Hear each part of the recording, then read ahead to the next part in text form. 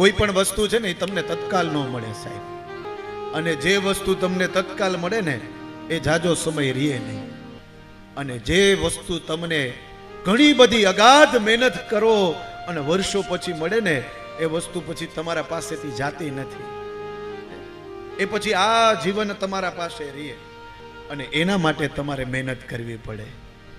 અને મહેનત કર્યા પછી કદાચ તમારા ભાગ્યમાં ન હોય ને તો પણ ભગવાનને એમ થાય કે હવે મારે આને આપવું પડશે.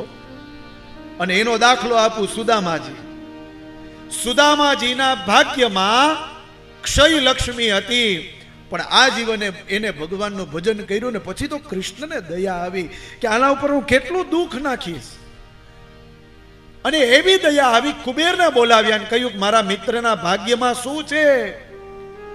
ભગવાને કહ્યું ક્ષય લક્ષ્મી, આ જન્મમાં તો લક્ષ્મી છે જ નહીં.